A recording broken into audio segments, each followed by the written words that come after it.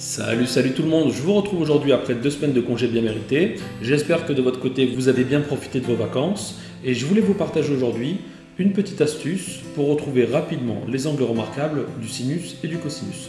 Vous savez, ces angles-là, vous les retrouvez souvent au lycée ou dans le supérieur et très souvent vous avez besoin de réutiliser le cercle trigonométrique pour vous en souvenir et on peut parfois s'en mêler le pinceau et ne plus savoir comment réutiliser ce cercle-là.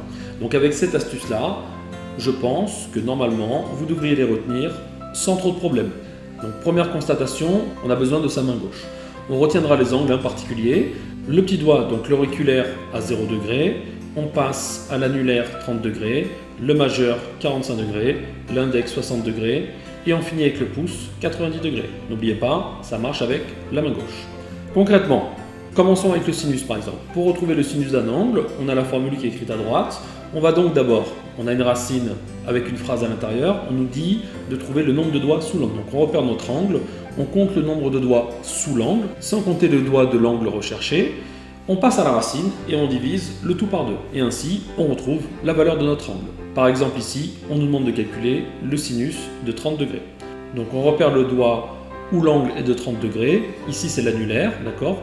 On compte le nombre de doigts sous l'angle. Il n'y a qu'un doigt sous l'angle 30 degrés, d'accord? On passe à la racine. On trouve donc racine de 1 et on divise le tout par 2. Racine de 1 étant égale à 1, on trouve du coup sinus de 30 égale à 1,5. On fait pareil pour le sinus de 60 degrés. Sous le doigt 60 degrés, il y a 3 doigts, donc on a racine de 3, le tout divisé par 2. Et on a trouvé notre angle sans difficulté. Pour le cosinus, c'est à peu près la même chose, sauf que cette fois-ci, vous allez compter le nombre de doigts au-dessus de l'angle. Ok? Donc ça ne change pas grand-chose, hein, c'est juste le travail inverse. Et concrètement, comme tout à l'heure pour le sinus, on va voir 2 exemples pour voir si vous avez bien mémorisé l'astuce. Donc on nous demande ici par exemple de calculer le cosinus de 30 degrés. On repère le doigt 30 degrés, on a donc 3 doigts au-dessus.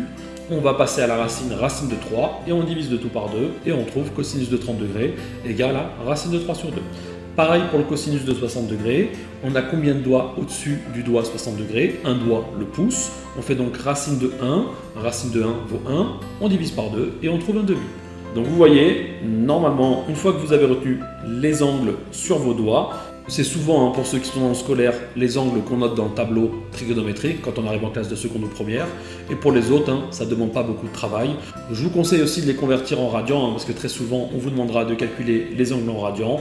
Mais ça, c'est un travail qui est assez élémentaire. Je vous dis à bientôt pour une prochaine vidéo. Je vais bientôt avancer sur la correction des énigmes. Et pour le début d'année, bien entendu, comme j'avais dit dans une précédente vidéo, je vais commencer à revenir sur un peu plus de scolaire. Je vous mettrai une vidéo où je vous décrirai finalement les vidéos par semaine, c'est-à-dire les thématiques traitées. Je vais traiter du lycée. Ce sera plus des résumés de cours et des contrôles à disposition avec correction pour vous entraîner.